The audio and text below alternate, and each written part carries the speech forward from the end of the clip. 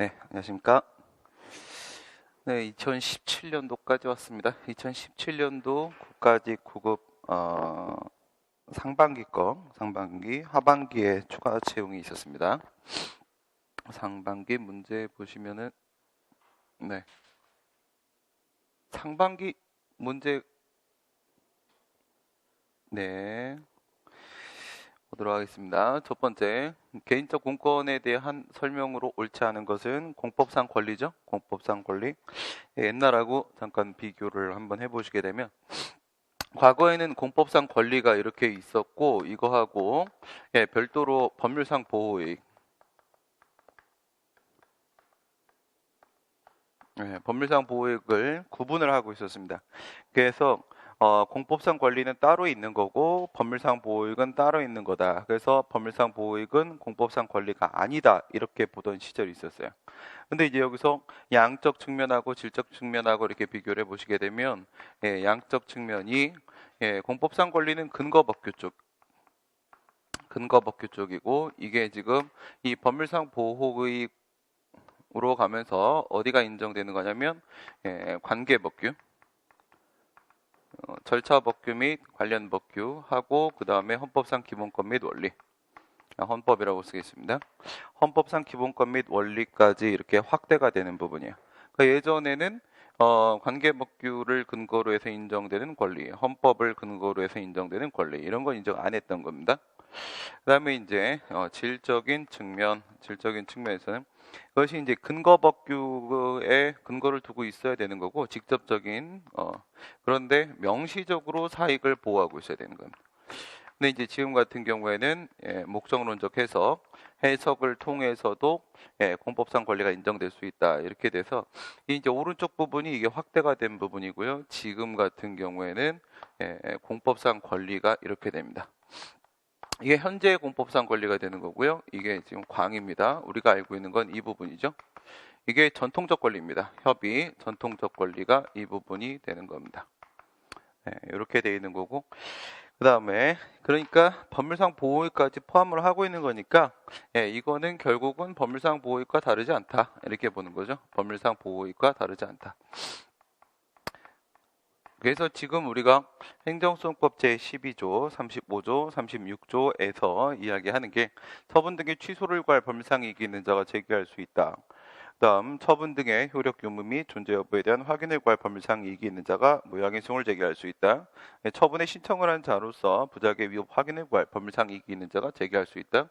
라고 했을 때 그 법률상 이익을 공법상 권리로 이렇게 보고 있는 겁니다. 법률상 이익을 공법상 권리로 보고 있다. 그래서 넓은 의미로 이제 여러분들이 봐주시면 되는 거고요. 현재 공권입니다. 공권. 공법 관계에서 국가 쪽에는 국가적 공권과 국가적 공의무가 있을 수 있는 거고 개인 쪽에는 개인적 공권과 개인적 공의무가 있을 수 있는 겁니다. 내 거보다 좋네요. 네. 제게 지금 오는 과정에서 그 이제 우리 강아지들 같은 경우에도 차 태우고 그러면 병 나는 것처럼 신림동에서 잘 되던 게 노량진 와가지고 지금 병에 걸려가지고 병원에 가 있어요. 수리를 좀 부탁을 했더니 학원에서 자기 걸 줘버렸네요. 이게 넓은 의미예요. 공법 관계에서는 이제 국가적 공권, 국가적 공의무, 개인적 공권, 개인적 공의무 이렇게 있을 수 있는 건데 우리가 일반적으로 공권 그러면 개인적 공권입니다. 환경영향평가에 관한 자연공헌법령 및 환경영향평가 법령 등의 취지는 환경공익을 보호하려는 데 있으므로 여기가 바로 뭐예요? 일반공익입니다. 단순히 내부 질서 유지만을 목적으로 규율하는 것을 목적으로 하는 것이면 공권 인정 안 되는 거죠. 어떤 이익을 보호하려고 해야 됩니다. 그리고 그 이익이라는 게 일반 공익만을 보호하려고 하게 되면 또 공권 인정 안 되는 거죠. 그것이 개인의 이익을 보호하고 있어야 되는 겁니다. 그럼 여기서 이제 어떤 이익을 보호하는 취지는 인정이 된다라고 말을 한 것인데 그것이 일반 공익에만 국한된다. 지금 그런 얘기를 한 겁니다. 환경영향평가 대상지역 안의 주민들이 수인한도를 넘는 환경 침해를 받지 아니하고 쾌적한 환경에서 생활할 수 있는 개별적 이익까지 보호하는 데 있다고 볼 수 없다. 이걸 바꾸면 되는 겁니다. 바꾸면 됩니다. 밖에 이렇게 하면 맞는 말이 되는데 안에 그랬기 때문에 틀리게 되는 겁니다. 그러니까 일반 공익을 보호하는 목적뿐만 아니라 이와 같이 환경상 이익, 개별적 이익도 보호하는 취지가 인정되는 게 맞는 거죠. 환경영향평가법으로부터 사익보의 취지가 도출되는 건 맞는데 어디까지만 도출되는 거예요? 환경영향평가법은 대상지역 안에 거주하는 주민 여기까지만 보호하는 겁니다. 여기까지만 보호하는 겁니다. 밖은 아닌 겁니다. 우리가 얘기할 때 현실적인 환경상 이익이라거나 입증을 한다라거나 라는 것은 지극히 예외적인 상황이 되는 거예요. 예외적인 상황이기 때문에 안에 있는 주민들의 이익을 보호하는 겁니다. 우리가 이제 공부를 다 했으니까 한 걸음 더 이제 들어가 보시게 되면 우리가 그 뭡니까? 꺼졌습니까? 나한테 왜 그럽니까?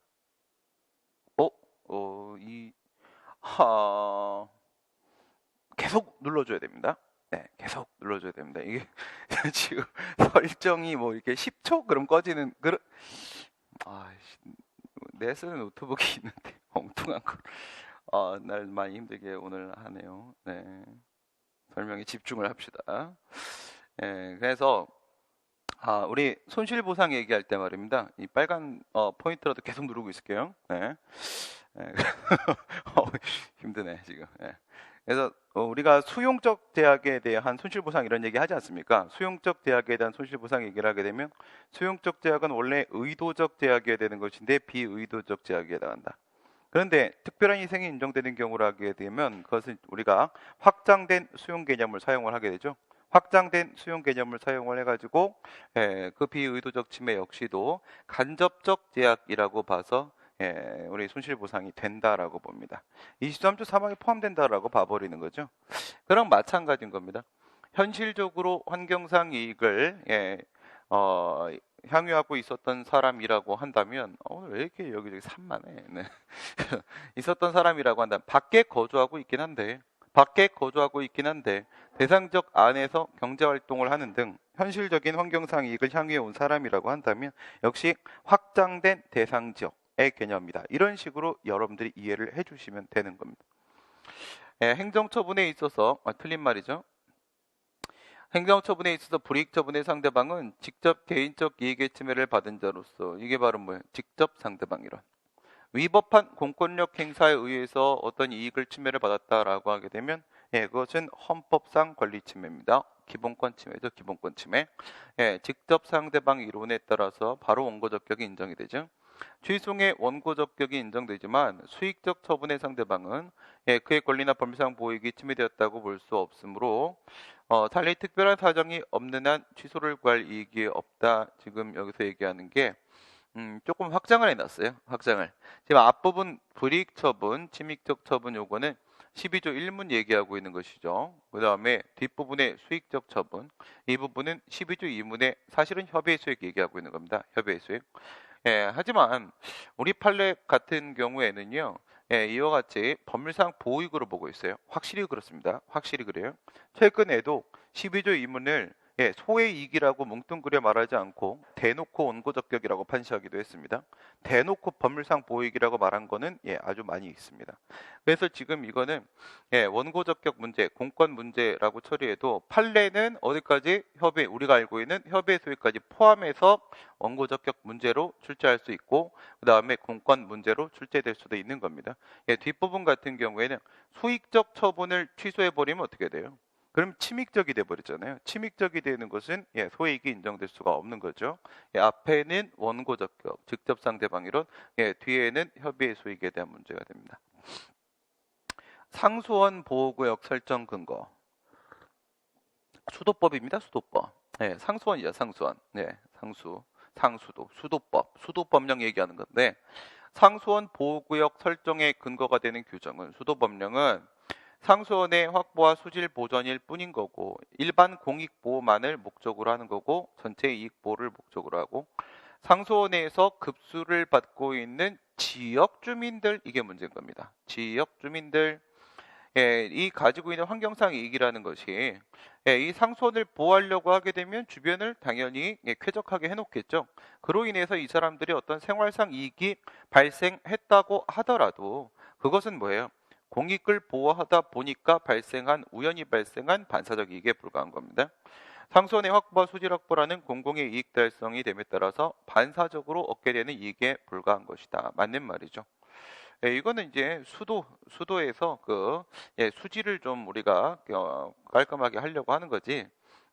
이게 지금 이 지역 주민들의 어떤 개별적 이익을 보호하고 있는 거라고 볼 수는 결코 없습니다. 개인적 공권이 성립을 하려면 공법상 강행법규가 뭐 이렇게까지 말할 필요 없어요. 공법이 그냥 강행법규입니다. 공법이 강행법규죠. 공법에 임의법규는 없습니다. 공법은 강행법규다. 강제적으로 적용되는 법규고요. 국가나 기타 행정주체에게 뭐 이렇게 하면 이 기타 행정주체 안에 우리가 알고 있는 기타 행정주체 말고 지방자치단체도 이 안에 그냥 포함되어 있는 거라고 여러분들이 생각을 해주셔야 되겠죠. 국가 및 나머지 이렇게 했으니까 여기는 지자체와 우리가 알고 있는 기타 행정주체로 기타 공법상 법인 공무수 탁사인 포함된다고 보시면 되고 행위 의무를 부과를 해야 되는 것이다. 그렇죠? 공권이 성립이 되려면 의무 부과가 인정이 돼야 되죠. 개인적 공권이 성립되려면 국가 쪽의 의무 부과니까 국가적 공무 의무가 인정돼야 됩니다. 근데 이제 공법 관계에는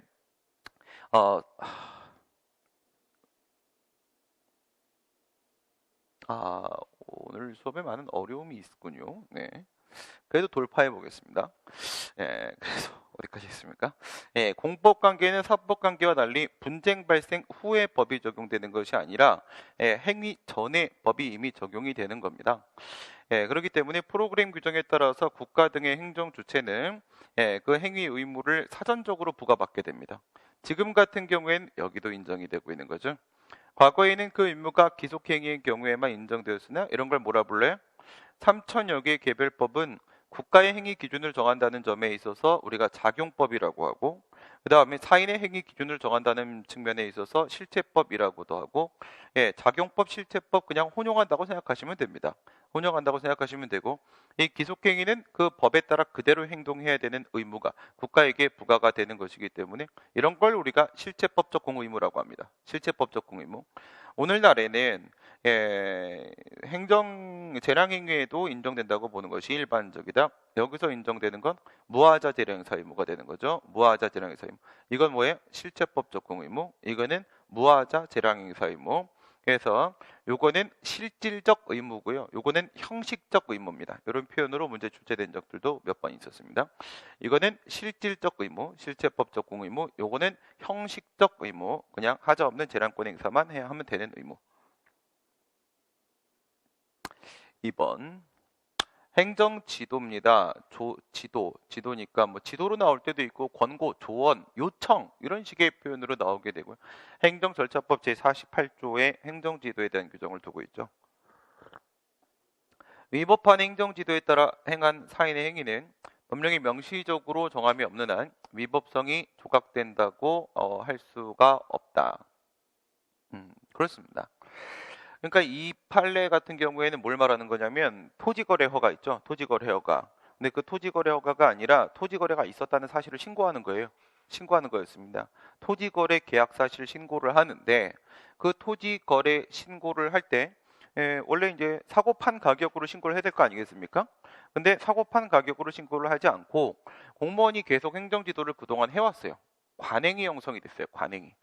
관행까지 심지어 되풀이되어 반복된 관행까지 형성이 돼 있고 얘가 표준지 공시지가 기준으로 해서 신고하면 된다고 했어요. 그러면 실제로 내가 1억에 팔았다고 해도 뭐 한 2천에 팔았다 이렇게 신고할 수도 있는 거예요. 그런데 그렇게 되면 이거는 신고를 제대로 안 한 거고요. 신고 안 하면 처벌한다는 규정이 있었어요. 신고 안 하면 처벌한다. 그럼 범죄가 구성되잖아요. 범죄가 구성이 된 상황인데 지금 공무원이 그렇게 나한테 하라고 시켰기 때문에 행정지도를 했기 때문에 내가 기준시가 가지고 신고를 한 것이다 라고 얘기해봐야 그 범죄가 조각되는 건 아니라고요. 위법성이 조각되는 건 아니라는 거예요. 왜? 안 따르면 그만인 게 행정지도니까요. 안 따르면 그만인 게 행정지도다. 근데 이게 되풀이되어 반복된 관행까지 있었거든요. 관행까지 있었는데 이게 어디까지 넘어가 버리면은 조각이 돼버릴 수도 있겠어요? 어디까지 관습법까지 넘어가 버리면 관습법까지. 그러니까 공무원이 행정기관이 계속 그렇게 지도를 해왔던 게 계속 반복됐어요. 이렇게 된 관습법을 우리가 행정선례법이라고 그래요. 행정선례법. 그 다음에 사람들이 지금까지 계속 그런 방식으로 기준시가 가지고 계속 신고를 해왔어요. 이게 계속 되풀이되었어요. 이런 걸 우리가 민중적 관습법이라고 합니다. 민중적 관습법. 관습법의 종류에는 국민 쪽에서 되풀이하면 민중적 관습법, 민중 쪽에서 되풀이한 겁니다. 그 다음에 국가 쪽에서 되풀이시키면 그런 걸 우리가 행정선례법 이렇게 얘기를 하는데 보통 말하는 건 민중적 관습법이거든요. 그런데 이런 관습법이 성립이 되려면 민중적 관습법이든 아니면 행정선례법이든지 간에 둘 다 법적 확신이 인정돼야 돼요.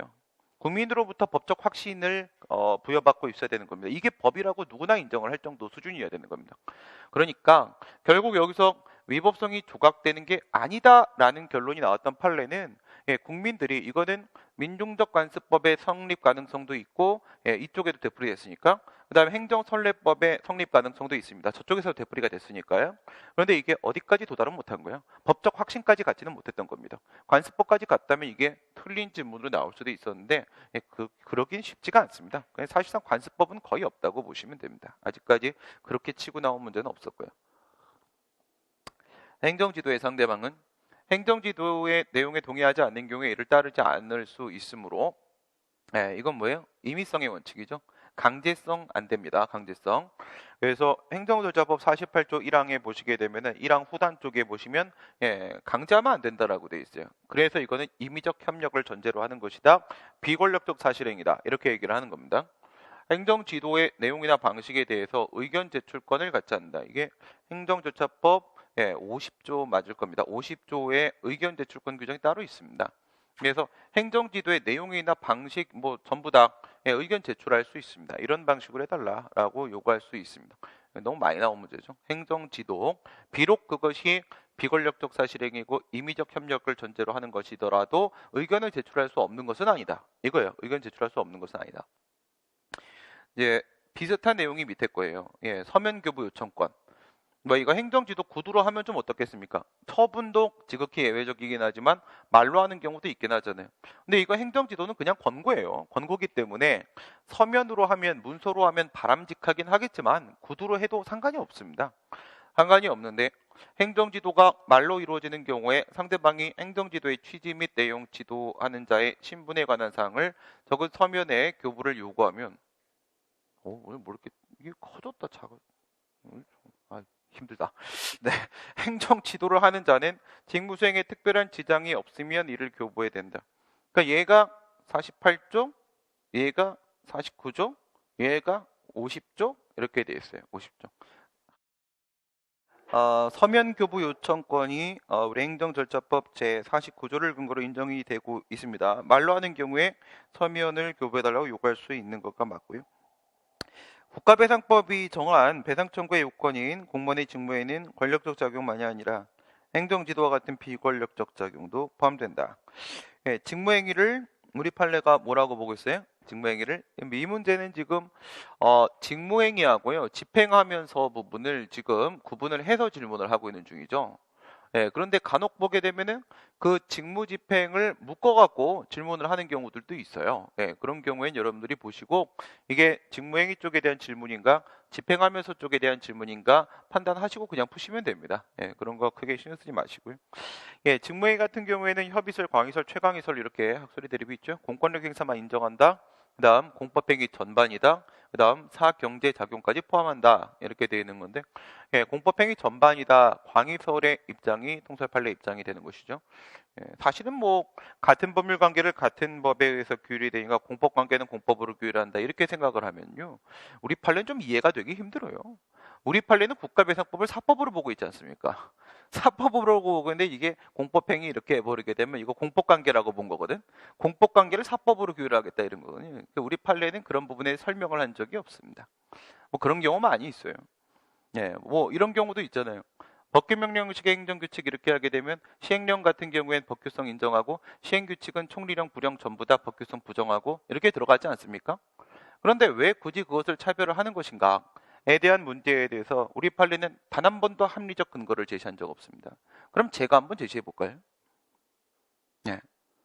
그 대법관보다 제가 좀 낫다는 걸 한번 보여드릴까요? 지금 바로 한번 제시해 보겠습니다. 대통령령, 시행령은 인정할 수 있고 법으로 인정하고 시행규칙은 인정할 수 없다. 여기를 한번 집중해 보세요. 조례와 규칙은요. 조례와 규칙은 우리가 권리자는 의무부가 조례라고 할지라도 그것은 포괄적 위임으로 족하다라고 문제를 풀었었죠. 예, 그 이유가 뭐예요? 그래도 지역적 범위 내에서는 지방 의원들의 민주적 정당성이 인정되기 때문에 어느 정도 대우해줘야 된다는 겁니다. 구체적 위임까지 굳이 요구할 필요는 없다는 겁니다. 그렇죠? 네. 그렇다면 말이에요. 총리나 부령, 각부 장관하고요, 대통령하고 어떤 차이가 있어요? 민주적 정당성을 가장 크게 갖고 있는 게 대통령 아닙니까? 그렇죠? 그렇다면 총리령과 부령과 차별해야 될 사유를 우리가 찾는다면 못 찾을 건 없습니다. 민주적 정당성이 가장 월등하다. 그리고 법제처의 심사는 거친다고 같이 똑같이 거친다고 하더라도 대통령령 같은 경우에는요, 예, 국무회의를 거칩니다. 우리나라 짱들이 다 모여있는 국무회의를 거쳐야만 대통령령이 나옵니다. 그렇다면 그에 따른 대우도 해줘야 되는 거 아니겠습니까? 예. 그렇습니다. 제가 사법시험을 합격을 못해서 대법관이 될 수가 없습니다. 뭐 아무튼 간에 그래서 알죠? 한번 제시 그런 경우들이 있어요. 판례가 계속 말은 막 하는데 이유를 제시하지 못하면서 그냥 학설 뒤따라가는 경우들이 있는데 그럴 땐 좀 안타깝고요. 어쨌든 공법행위 전반이죠. 그렇게 들어가면 세 가지가 중요한 거죠. 뭐가 중요했냐? 권력행위냐 비권력행위냐, 법적행위냐 사실행위냐, 자객행위냐 부자객행위냐 를 모두 불문한다라고 했잖아요. 그렇겠지만 이건 뭐가 돼요? 권력 비권력의 비권력, 법적 사실의 사실, 자기 부자기의 자기에 걸렸죠. 8가지 경우의 수 모두 가능하지 않습니다. 따라서 가능한데 문제는 뭐냐면 행정 지도 때문에 나한테 뭔가 손해가 발생했다라고 배상 청구를 해버리게 되면은 인과관계가 성립되기가 힘들어요. 임의성의 원칙이잖아요. 그렇죠? 안 따라도 그만인데 지가 따라가지고 지가 손해를 자초한 거 아니겠습니까? 네, 자초한 거기 때문에 인과관계 성립이 쉽지 않습니다. 이게 정말 유인된 신뢰였다라는 것을 정확하게 입증해내지 못한 이상 인과관계, 문제에서도 인과관계 깨진다 이런 기출도 있었어요. 네, 일반적으로는 인과관계가 행정지도 안 된다고 봐야 됩니다. 3번 행정의 취소와 철회. 여기서 이제 일반적으로 취소를 해버리게 되면요, 이건 직권 취소입니다. 위성소 적발장의 위성소 쪽이고요, 철회 그러면 적발장 쪽이 되는 겁니다. 그러니까 일반적으로 취소 그러면 위법해서는 취소다 이렇게 생각을 하시고요. 물론 이제 위성소 적발장에도 예외가 발생할 수 있습니다. 직권 취소도 장래를 향하는 경우가 있고요. 철회도 과거를 향하는 경우가 있을 수 있습니다. 원칙적으로는 위성소 적발장이라는 거죠. 원칙적으로는 저기 이제 나중에 지금 베이직이죠. 우리 전역 쪽에 어드밴스드 그리고 뭐 전역 쪽에 여러분들이 워낙에 출석률이 낮기 때문에 현재 출석률은 거의 2분의 1을 하회, 2분의 1은 뭐예요? 3분의 1을 하회합니다. 그런데 2월부터는 어드밴스드를 여러분들이 안 들어올 수가 없습니다. 안 들어올 수가 없는 게 여러분들 강제하기 위한 측면이 아니라 문제는 6시, 7시 사이가 들어갈 때 6시 40분에 정규가 시작이 되는 부분이 있기 때문에 합리적 판단을 내렸을 때 이것을 원래대로 다시 내려서 원래 학원에서 요구했던 건 8시, 9시입니다. 8시, 9시 어드밴스드가 들어가고 그 다음에 여기 필수 매직스쿨 계신 분들 같은 경우에는 저녁 시간 6시, 7시 사이에 필수 과목 시험을 치르는 걸로 그렇게 진행이 될 겁니다. 그렇게 시간 변경이 좀 있을 것이라는 점, 물론 이제 학원에서 공지를 하게 될 거고요. 행정처분을 한 처분청은 그 처분에 하자가 있는 경우에는 원칙적으로 별도의 법적 근거가 없더라도 하자가 있어서 들어갔으니까 직권 취소죠. 이를 직권으로 취소할 수 있고, 이러한 경우에 이해관계인에게 처분청에 대하여 그 취소를 요구할 신청권이 부여된 것으로 볼 수 있다 이렇게 되는데요. 위성소, 직권 취소 같은 경우에 법률여부가 적용이 됩니다. 철회는 적용이 안 됩니다. 직권 취소는 적용이 됩니다. 더 침입적인 철회는 거꾸로 오히려 법률여부 적용을 안 받고 그 다음에 직권 취소는 받습니다. 그런데 법률여부는 적용이 되는데 이건 원행정행위의 법적 근거가 직권 취소의 법적 근거가 바로 돼버리는 거기 때문에 별도의 법적 근거가 필요는 없는 겁니다. 그러니까 결론적으로 취소든 철회든 둘 다 별도의 다른 또 법적 근거가 하나가 더 있어야 되는 건 아닙니다. 결론적으로 둘 다 똑같은 거고요. 이해관계인에게 이해관계인 제3자 이야기를 하고 있는 건데요. 지금 이거 취소를 신청할 수 있는 권리를 지금 얘기를 하고 있지 않습니까? 또 한 가지 좀 짚어보게 되면요. 직권 취소라고 할지라도 그 직권이라는 표현에 너무 집중하지 마시라고요. 무슨 말이냐면 심판이나 소송 같은 경우 일반법이 있기 때문에 처분이라고 하게 되면 당연히 되죠. 근데 이의 신청 절차도 행정심판이죠. 예, 넓은 의미로 치게 되면 행정기관이 심판기관이 되면 다 행정심판입니다. 근데 처분청이 심판기관이 되니까 그것도 행정심판입니다. 개별법에 근거가 있으면 이의신청 절차가 인정이 될 수 있지 않습니까? 네, 이의신청을 해서 그에 따른 결과 통지로서 취소를 하게 되면 그것도 직권취소입니다. 그것도 직권취소입니다. 그러니까 직권취소라고 했을 때 누가 뭐라고 안 했는데 그냥 철저히 자기 반성적 의미에서 행정청이 미안하니까 취소하는 거 이렇게 생각하시면 안 된다고. 이의신청 때문에 취소를 하는 경우도 있을 수 있습니다. 그것도 직권취소가 되는 것이고요. 그 다음에 이거는 제재처분, 취소처분, 거부처분 말하는 것이죠. 제재처분, 취소처분, 거부처분 말하는 건데요. 얘들은 신청권 없지 않습니까? 왼쪽 칠판을 좀 쓰겠습니다. 제재처분하고 취소처분하고 거부처분하고 이렇게 있는데 예, 이것들은 응답을 요구할 수 있는 권리로서의 신청권이 원칙적으로 인정이 되지 않습니다. 예, 첫 번째 이유형이 이렇게 있겠죠. 그 다음에 사유형이 이렇게 있겠죠. 했을 때 예, 어디서 발생을 하는 문제냐. 얘네들은 사유형은 기본적으로 다 가지고 있습니다. 사유형은 다 가지고 있는 거고 얘 같은 경우엔 이유형을 갖고 있고 얘네들은 없습니다. 이게 만약에 존재한다면 뭐가 되는 거야? 말도 안 되는 짓이에요. 제재처분을 예, 이유형에서 신청을 한다? 그러면 나를 두드려 패달라는 거예요. 이건 환자입니다. 그 다음에 거부처분을 이유형에서 신청을 한다면 내가 방금 전에 정보공개를 청구했는데 내 청구를 좀 거부해 줄래요? 라고 또 청구하는 거야. 말도 안 되는 짓을 하는 겁니다.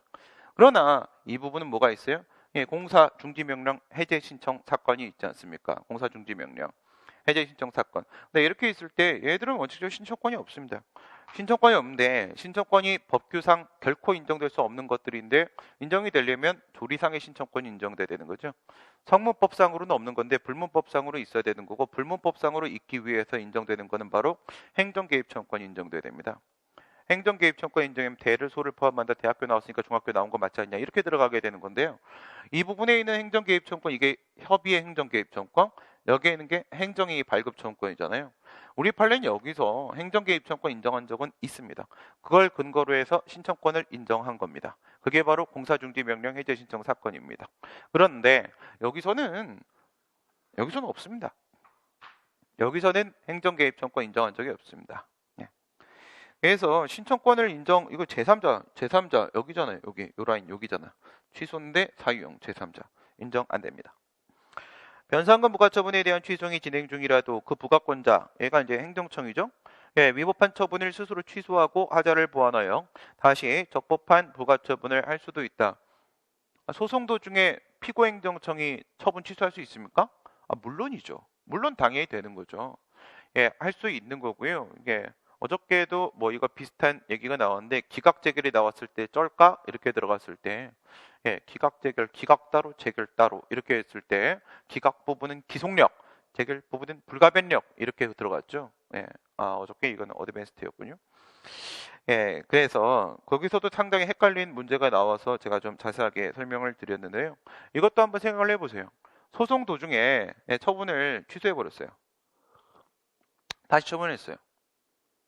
처분의 동일성이 인정이 되기 위해서는 동일 상대, 동일 내용, 동일 사유 세 가지가 인정이 돼야 되는 거죠. 근데 여기서 만약에 사유가 기사동이 깨져버리면 이건 완전히 A 처분이 B 처분을 바뀐 거예요. 그러니까 사유의 기사동이 깨진 상황이 아니라고 하고 그냥 취소를 하고 그 다음에 뭐 절차 같은 거를 시정한 다음에 처분을 했다. 이렇게 되면 이 소송 각합니다. 그죠? 없어졌으니까 그 처분 없어졌으니까 각합니다.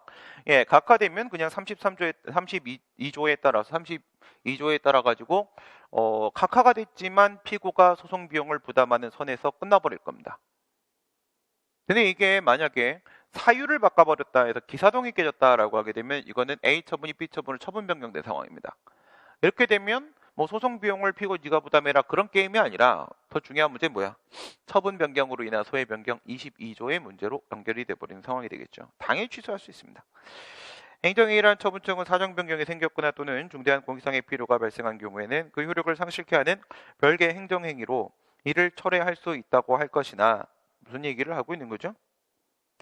예, 철회 사유입니다. 철회 사유. 부동철사 개벽. 부동철사 개벽이죠. 공부를 너무 오래 했다. 몸이 안 좋다. 그래서 철사를 구부렸는데 초등학교 때도 구부러지는 게 안 구부러진다. 이건 천지가 개벽할 일이다. 이제 공부를 철회해야겠다. 그만하자. 철회. 바로 부동철사 규명 이거였죠. 부동철사 규명. 예, 부담 불이행이고요. 상대방의 동의고요. 철회권 유보고요. 사정 변경이고요. 법령 개정이고요. 법령상 철회 사유고요. 이렇게 들어가죠. 그 얘기한 겁니다. 그 얘기. 그 중에 몇 개 건든 거고. 기득권을 침해하는 이거는 직권 취소도 마찬가지죠. 침익적 처분이 아니라 수익적 행정행위에 대한 취소 얘기하는 겁니다. 수익적 행정에 대한 폐지 같은 경우에는 그 허가 등을 통해서 이미 얻은 권리죠. 이미 얻은 권리, 기득한 권리를 박탈하는 상황이기 때문에 법적 안정성에 문제가 생기고 신뢰보호가 그 핵심적인 문제로 제기가 되는 거고, 그래서 제한법리에 대한 검토를 따로 하게 되는 것이죠. 정당화할 만한 중대한 공익상의 필요나 제3자의 이익도 항상 포함돼야 된다. 이거 조심하시고요. 예, 제3자의 이익 같이 형량합니다. 제3자, 다른 사람의 공익 사익 이것만 끝나는 게 아니라 다른 사람의 사익도 같이 형량합니다. 형량할 때 다른 사람의 사익도 같이 형량하고, 예, 있는 경우에 하나 상대방이 받는 불이익과 비교량을 처리를 해야 된다. 제한법리 적용된다. 내용상 위법, 내용상 적법 판단하는 데 있어서 수익정정이 직권 취소든 철회든지 간에, 예, 이건 뭐야? 내용과 관련된 문제는 삼형제죠. 세트 메뉴가 있죠. 세트 메뉴. 세트 메뉴 하니까 밑에 롯데리아가 있죠. 예, 저 롯데리아 못 갑니다. 어저께 들어가 봤다가 도망 나왔습니다. 그 앞에 뭐가 있어요. 뭘 눌러야 되는데 모르겠습니다. 예, 너무 민망해서 못 들어갑니다. 아, 여기 나 말고 한 명 더 있잖아. 그런 거보다 자기가 자기라고 얘기하네. 어? 할 수 있어? 어? 북한에서 왔잖아. 난 남한 생활 이제 43년째인데, 예.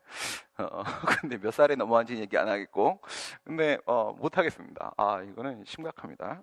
그래서 이게 그 파트너가 있으면 할 수 있어요. 예, 파트너가 있으면, 그러니까 와이프라거나 아니면 최소의 여친이라도 있으면 끌려다니면서 배워요.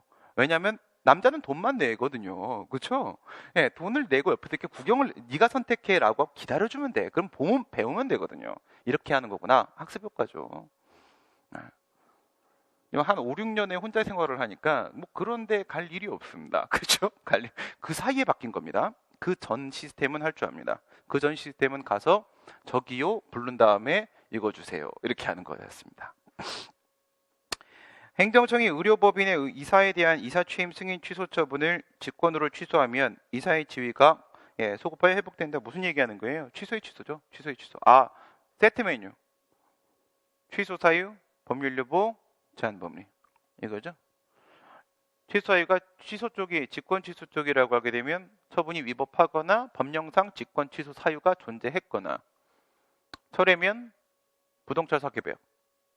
법률 여부는 둘 다 별도의 법적 근거는 필요 없고, 철회는 아예 법률 여부 적용도 안 되고, 일일이 예측할 수가 없어서 제한 법리는 실권의 법리, 신뢰부 원칙, 비례 원칙을 기본으로 플러스 알파 있을 수 있고, 이건 양쪽 다 똑같고, 예, 문제 항상 이런 식이죠. 그래서 직권으로 취소하면 이사의 지위가 소급해서 회복이 된다라고 얘기를 했는데요. 취소의 취소 말하는 거죠. 취소의 취소. 취소의 취소는 처음에 있었던 원행정행위가 수익적이냐 침익적이냐의 문제죠. 수익이면 첫 번째 취소가 침익, 두 번째 취소가 수익이니까 허용. 그래서 원행정행위는 부활할 수 있다. 침익이면 그러면 첫 번째 취소가 수익이고 두 번째 취소가 침익. 줬다 뺏었다 사람 짱나게 하는 거죠. 예, 이건 인정할 수 없다. 법적 안정성을 심각하게 깬다가 절충설이 판례와 다수의 입장이라고들 사람들은 말하는데, 저는 그렇게 생각 안 하는데, 판례를 여러분들은 그렇게 생각하세요. 예, 99분의 교수님이 그렇게 생각하고 계시고, 예, 저는 거의 유지태 교수님과 생각이 비슷해서, 예, 유 교수님은 그렇게 생각 안 하시거든요. 네, 절충설입니다. 수익이면 오케이, 침익이면 노. 이거예요. 노. 판례 잘 들여다보면 그런 말 하지 않아요, 이 사람이. 예. 행정절차법입니다. 행정청이 신청 내용을 모두 그대로 인정하는 처분을 하는 경우에 당사자에게 그 근거와 이유를 제시를 해야 된다. 이건 뭐예요? 이유 제시, 단복 미백, 긴급 인정. 이게 1, 2, 3호의 순서를 그대로 맞춘 건 아니에요. 그런 거 여러분들 출제 안 합니다. 예, 예외 사유에 뭐가 있느냐만 물어봐요. 있느냐만. 단복 미백, 여기까지가 한 개죠. 긴급 한 개죠. 인정 한 개죠. 단복 미백은 단복 미 곱하기 100이에요. 네, 단복 미 곱하기 100입니다. 단은 단순. 그 다음 복, 반복. 미, 경미. 곱하기 명백. 그 다음에 긴급할 때 신청한 내용을 그대로 인정할 때는 이유 제시 필요 없죠. 내가 원하는 대로 100%다 인정했는데 왜 했어요, 처분? 그걸 물어봐야 됩니까? 무슨 소리 하는 거야? 내 말을 그대로 복사해 붙였다니까? 그러면 다 알고 있잖아. 행정청이 신분 자격의 박탈 처분을 할 때 이건 뭐야? 허가 취소하고, 그쵸? 허가 취소하고 자격 박탈하고. 허가 취소에 대한 이게 새로 입법된 거죠. 3년 전에. 이게 새로 들어온 친구고요. 원래는 행정청이 필요하다고 인정할 때 법의 명문의 근거가 있을 때 이거 두 개만 있었어요. 청문 쪽도 공청회 쪽도. 예, 공청회 쪽은 그거 그대로 그냥 있고요. 예, 청문 쪽에 한 개가 더 들어온 거죠. 한 개가 더 들어온 건데 여기서 얘기하는 게 허가 취소에 대한 내용이 두 개가 있고 그 다음에 자격 박탈. 근데 이제 조건이 걸리죠. 조건이 뭐냐면 이거 하려면 사전 통지 있었을 거 아니겠습니까? 사전 통지에서 준 기간 내에 별도 신청해줘야 됩니다. 저요, 청문이요. 이렇게 신청 한번 해주면 청문을 실시해야 한다. 이게 하나가 새로 들어온 거고. 근데 뒤에 청문 신청이 있는 경우 빠지면 이거 틀린 지문 될 수도 있습니다. 법령 등에서 행정청에게 일정한 사항을 통지함으로써 의무가 끝나는 신고는 자기한결적 신고, 본래적 신고죠. 네, 신고가 본법 40조 2항은 신고 요건, 각호의 요건을 갖춘 경우에는 신고서가 접수기간에 발송된 때 신고 의무가 이행된 것으로 본다. 네, 발송이 이게 틀린 거죠, 발송. 이게 숨겨놓은 장난이죠. 도달. 네, 도달이죠, 도달. 그래서 이제 신고서가 접수가 돼야 되는데 뭐 기본적으로 요건을 갖춰야 된다. 적법한 신고해야 되는데 모든 신고 이딴 식으로 얘기해서 틀리게 낸 적도 있었고요. 적법한 신고해야 됩니다. 발송 아니고 도달돼야 되는 것이고요. 행정청은 직권으로 또는 당사자 이해관계인의 신청에 따라 여러 개의 사안을 병합하거나 분리해서 청문을 할 수가 있다. 예, 청문은 지금 뭐예요? 처분의 상대방하고 누구? 예, 행정청하고 진행하는 거잖아요. 그죠? 이해관계인이 뭘 신청합니까? 그죠? 이해관계인이. 그래서 이해관계인 이게 말도 안 되는 소리고요. 법률 유보. 다수설은 중요사항 유보설이죠. 중요사항 유보설인데 중요사항 유보설로만 이해를 하시면 안 된다고 했어요. 본질성설. 중요사항 유보설이 본질성설인데 예, 본질성설이라는 부분이 입체적 접근을 가능하게 해주는 부분으로 이 내용이 포함되어 있다는 걸 알아야 된다고 했습니다. 다시 머리로 정리하세요. 머리로 보시게 되면 첫 번째, 기본권의 중요사항이면 법률 유보 적용되죠. 중요사항 아니면 적용이 안 되니까 행정유보 영역. 행정부 마음대로 하면 되는 영역입니다. 유보는 맡긴다. 행정부에게 맡긴다. 네 마음대로 하세요.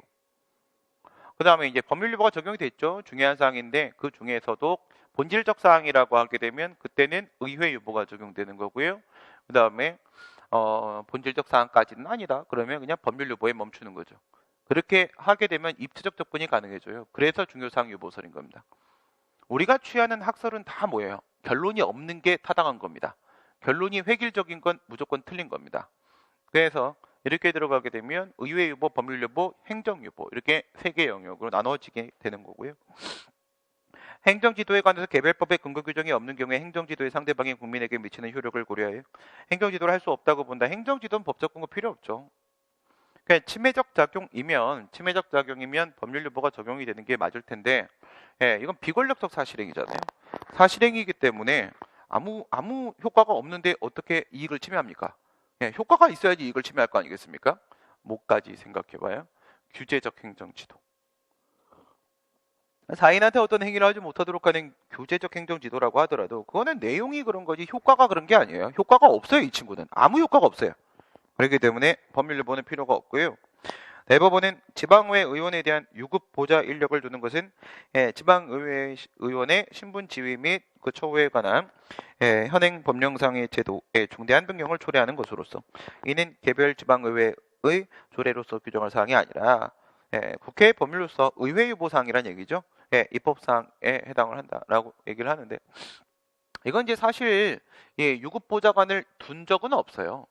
둔 적은 없고 그게 아니라 그냥 행정 보조 업무를 담당하는 기간제 근로자 42명이었습니다. 42명을 채용을 했는데 어디서 일을 했냐면 상임위에서 일했어요. 그리고 얘네들은 유급으로 기간제 근로자 당연히 돈을 줘야 되겠죠? 급여를 줘야 될 겁니다.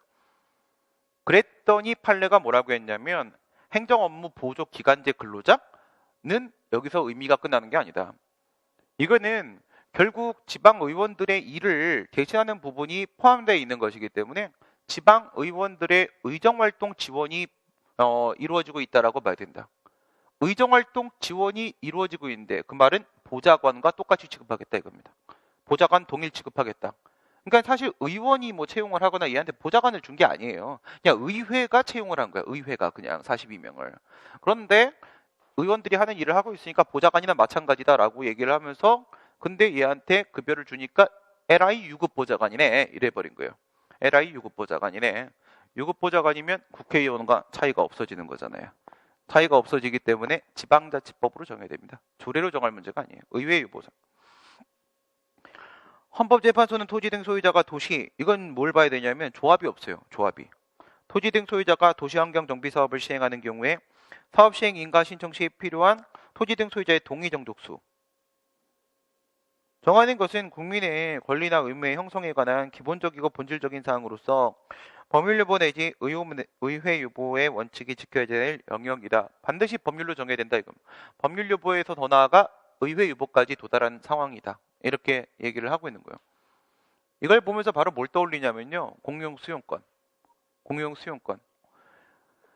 이 친구가 말이잖아요. 예, 우리가 조합을 재건축 재개발 조합을 만들면 첫 번째 추진위원회 준비 단계 구성 승인은 인가였죠. 조합 설립 인가는 특허였죠. 사업 시행 계획 인가는 인가였죠. 관리 처분 계획 인가는 인가였죠. 이렇게 갔는데 근데 이제 조합을 만드는 거랑 관련된 게 1단계, 2단계죠. 이건 토지 소유자가 직접 움직이죠. 직접 움직이면 조합을 안 만들죠. 안 만들면 3단계부터 시작이죠. 3단계에서 바로 사업 시행 계획 인가. 여기서 시작인데 근데 이 친구도 남의 땅을 뺏어야 되거든요. 그래야지 도시정비 사업을 하거든요. 그러니까 이 친구한테도 공용수용권을 줘야 돼요. 공용수용권을 줘야 되면은 조합은 언제 설립 인가를 받아서 공용수용권을 받죠. 그렇죠? 얘는 사업 시행 계획 인가를 받아서 공용수용권을 받는단 말이야. 그러면 똑같이 취급해야 되는 거잖아요. 그렇죠? 조합이면 2단계, 그 다음에 조합 없으면 3단계, 이게 특허 이렇게 들어가는 거잖아요. 특허. 그래서 공용수용권 설정해주는 권리 능력 설정해주는 특허 들어갈 때 이 조합이 있을 때 법률로 요건 정했지 않느냐. 그럼 여기도 당연히 법률로 정해야 되는 거 아니냐 이거죠. 당연히 법률. 이거는 재산권의 본질적인 문제입니다. 아예 박탈이잖아요. 박탈. 얘가 내 땅 뺏으러 올 거예요. 내 땅 뺏으러 올 건데 얘가 성립이 되냐 안 되냐를 결정짓는 기준을 당연히 법률로 만들어야 되는 거죠. 재산권의 본질적인 문제입니다. 뺏기고 안 뺏기고가 가장 본질적이죠.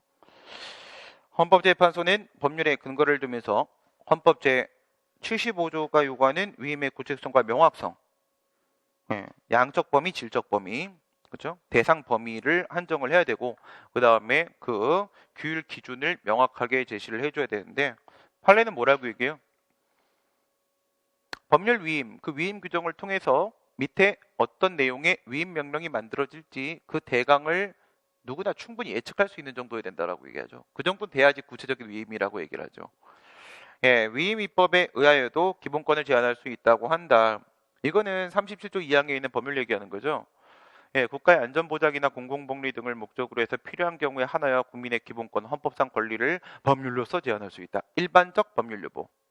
이렇게 얘기를 했을 때 예, 2차 대전 전후죠. 전후 형식 실질 법치주의 하에서 두 개의 차이점이 발생하죠. 무슨 차이가 발생해요? 헌법 합치 플러스 법규 명령 이거죠. 형식 법치주의 하에서는 헌법 합치를 요구하지 않았죠. 악법도 법이었었습니다. 그랬던 시절이 있었던가 하면은 2차 대전 이후에는 헌법상 기본권을 기본권에 위반되면 안 된다 이렇게 해서 위헌법률 심판제도가 도입됐죠.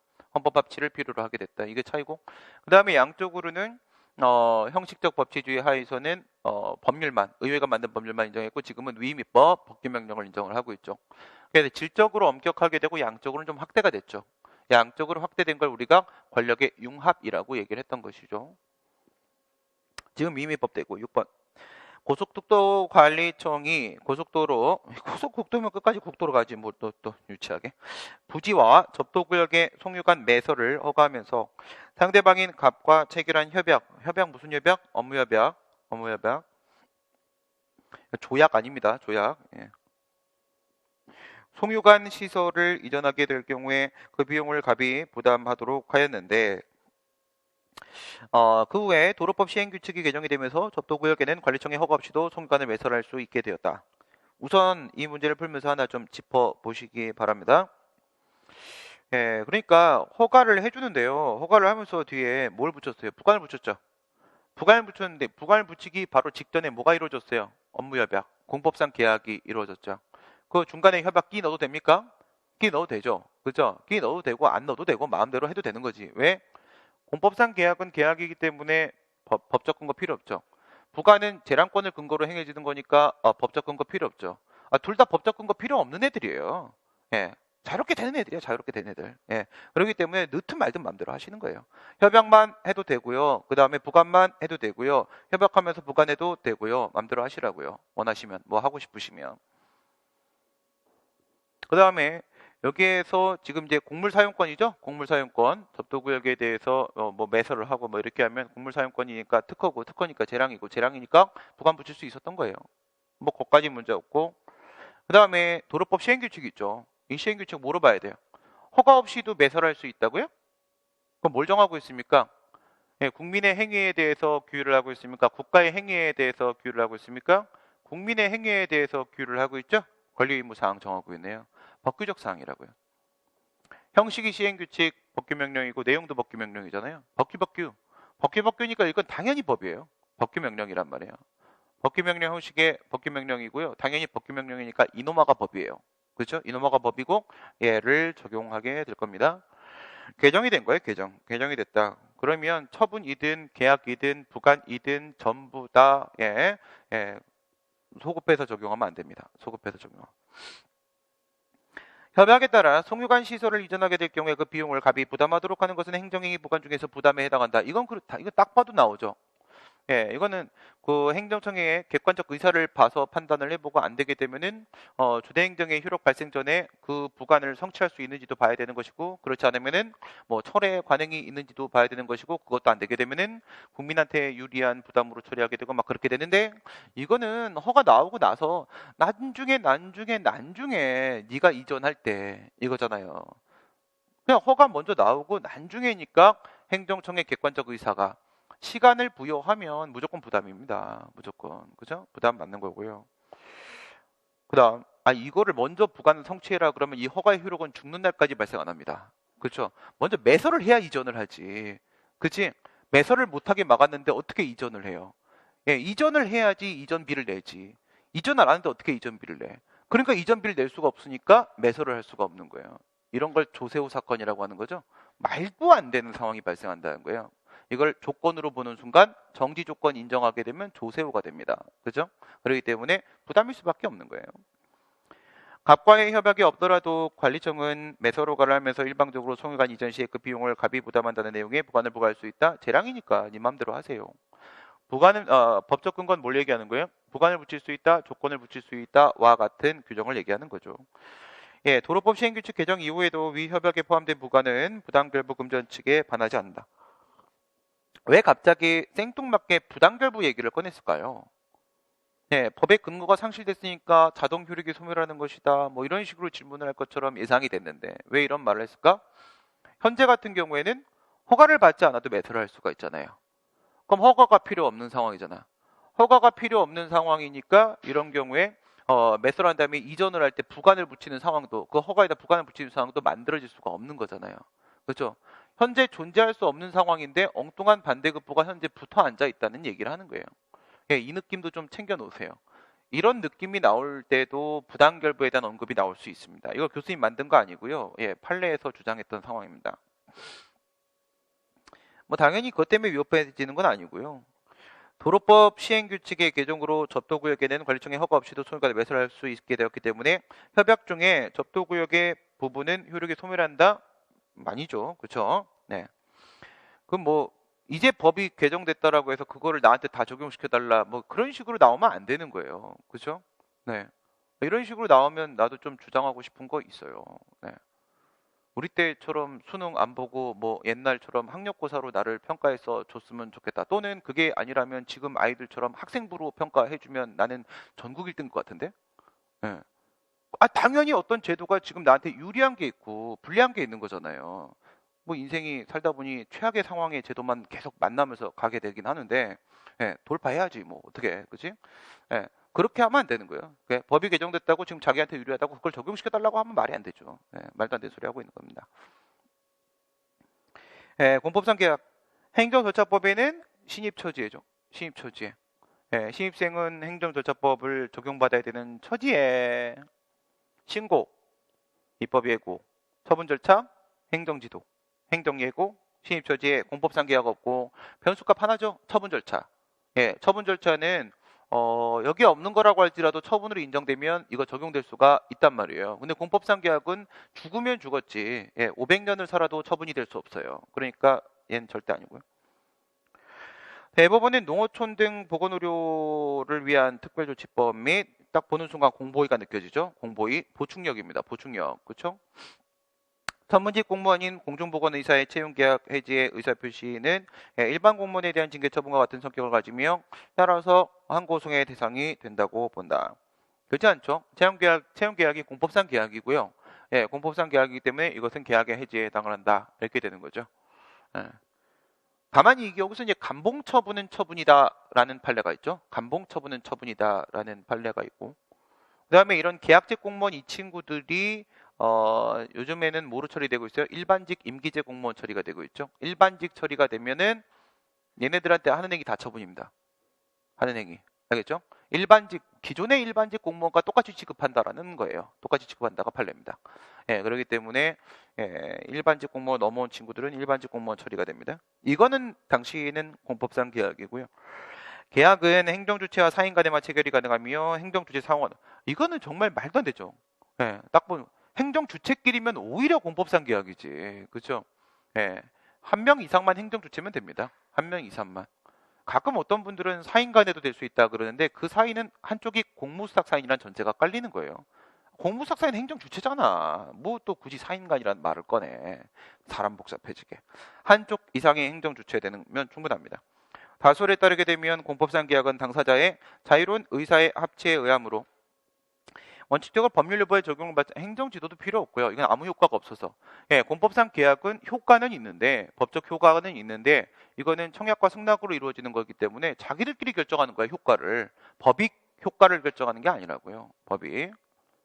불확정 개념과 판단 여지, 기속행위, 재량행위, 판단 여지를 긍정하는 학설은 뭐냐면 판단 여지의 독자성 긍정설입니다. 독자성 긍정설. 그러니까 재량행위하고 구별하겠다는 뜻입니다. 우리 판례는 판단 여지와 재량이 구별을 안 하죠. 고등법원은 구별하죠. 우리 고등법원은 판단 여지를 인정하죠. 판단 여지 이론을 인정을 합니다. 하지만 우리 대법원은 판단 여지를 인정한 적이 한 번도 없습니다. 예, 그래서 구별하는 견해에 따르게 되면 판단 여지는 법률 효과 선택의 문제, 재량은 법률 요건에 대한 인식의 문제, 양자는 그 인정의 근거와 내용을 달리하기 때문에 구별하는 것 타당하다. 구별하는 게 타당한 건 맞긴 한데 판단 여지가 바로 요건 부분의 인식의 문제가 되는 것이고 재량 부분이 바로 효과 부분에 있어서의 의지의 문제가 되는 것이죠. 반대로 돼 있어요. 반대로. 대법원은 재량행위에 대한 사법심사를 하는 경우에 법원은 행정청의 재량에 기한 공익 판단의 여지를 감안하여 독자적인 판단을 하여 결론을 도출하지 않고 당해 처분이 재량권의 일탈날명에 해당하는지 여부만을 심사해야 되는 것이다. 이건 뭘 얘기하는 거냐면 기속행위 같은 경우에는 적극적 심사를 하게 되고 재량행위 같은 경우에는 소극적 심사만 하게 된다. 이 얘기를 하는 거예요.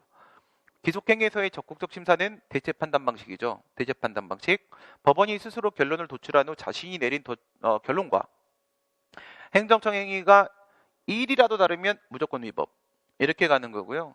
그 다음에 소극적 심사는 그냥 겉에서 이렇게 지켜봐가지고 그냥 밖으로 나와봐 임마 나와봐 이게 뭐야? 재량권의 한계 밖으로 나오면 너 딱 걸렸어. 이것만 보는 거예요. 안으로 밀고 들어가는 게 아니란 말이죠. 재량의 한계를 일탈했는지만 소극적으로 심사를 하는 거예요.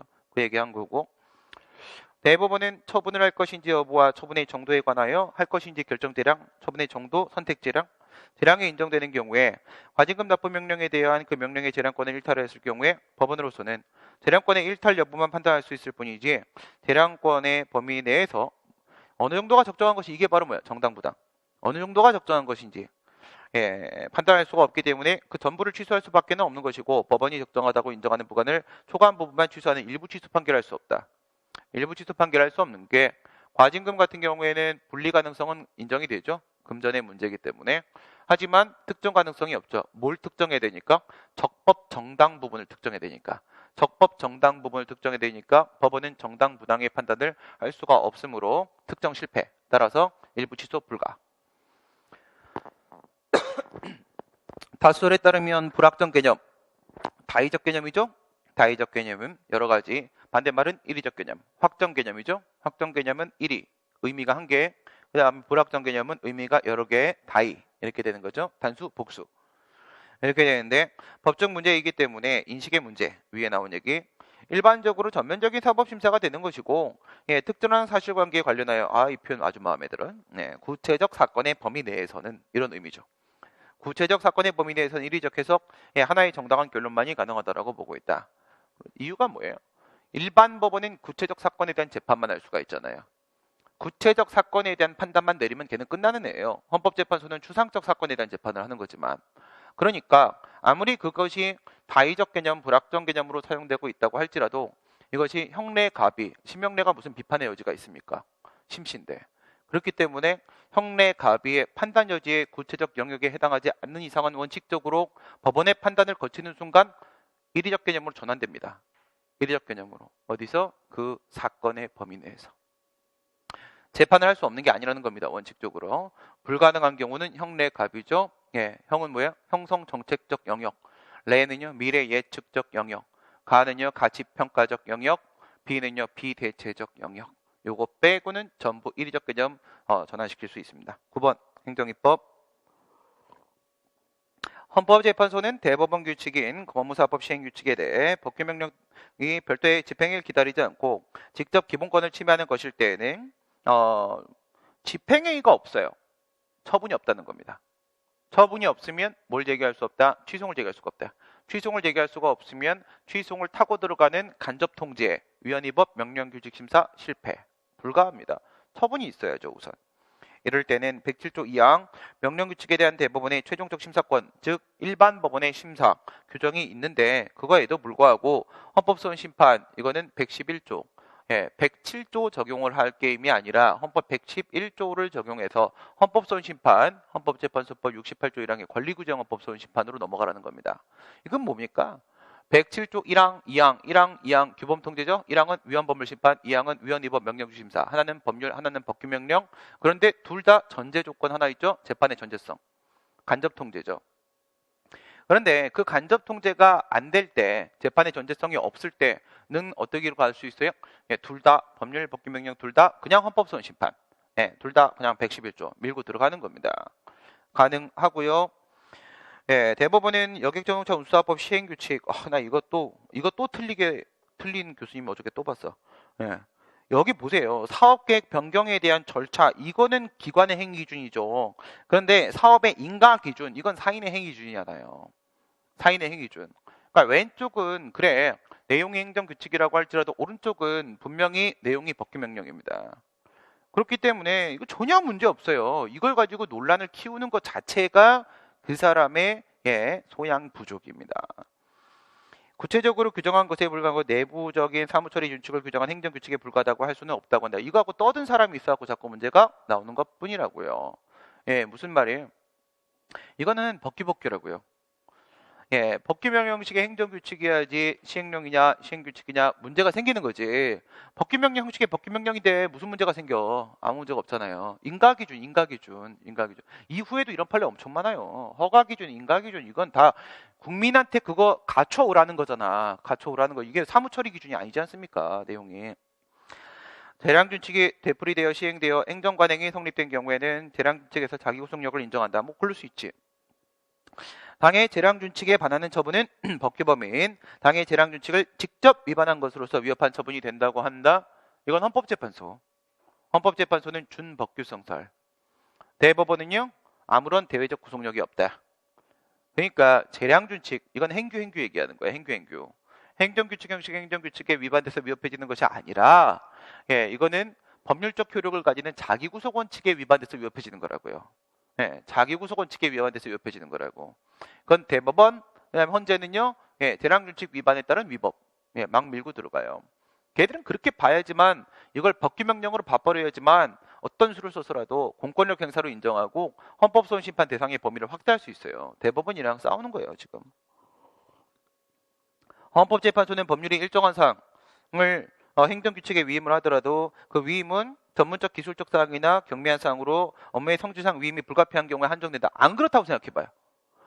이게 고시나 훈령이나 통첩, 예규, 지침 요딴 거에다가 막 해버리게 되면 얘들은요, 입법 예고도 필요 없죠, 공포도 필요 없죠, 법제처도 필요 없죠, 아무것도 필요 없고요, 마음대로 막 만들면 되거든.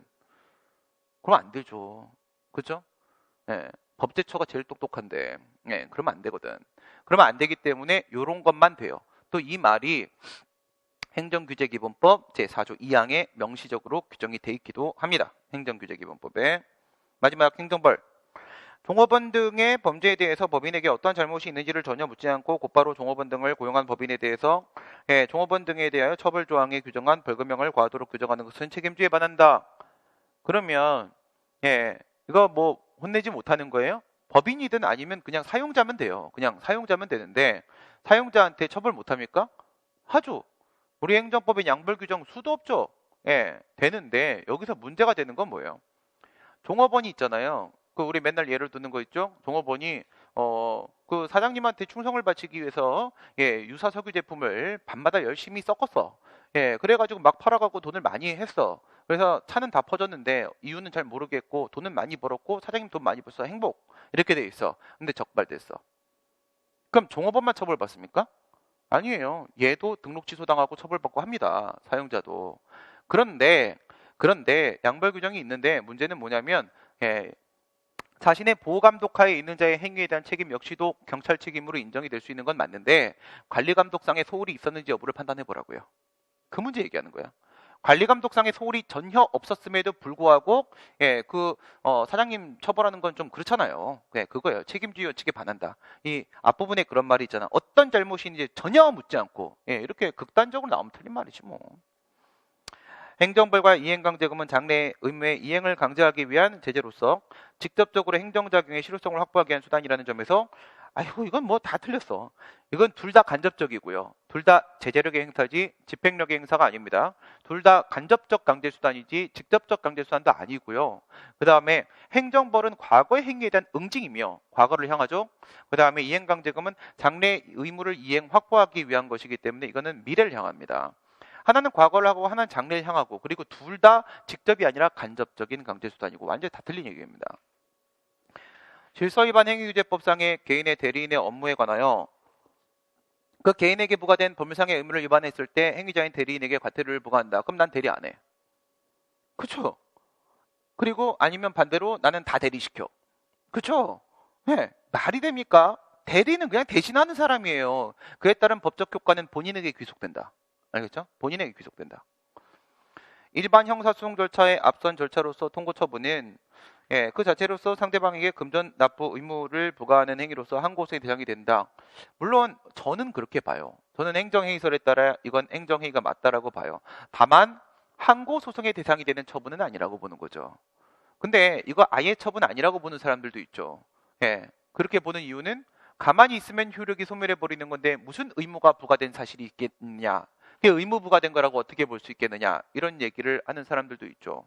어쨌든 논쟁이 필요하면 붙어드릴 용의는 있겠으나 항고소송의 대상이 되는 처분이 아니라는 것은 누구나 똑같은 생각이죠. 그렇죠? 이거는 가만히 있으면 효력이 소멸되는 거고 그러면 이제 세무관청이나 과세관청이나 경찰서장이 고발해 갖고 정식 형사 재판 절차로 넘어가서 해결을 하는 방법입니다. 여기까지 해서 2017년도 상반기 9급 문제 해설을 마치고요. 내일은 뒷부분 하도록 하겠습니다. 고생하셨습니다. 수고하셨습니다.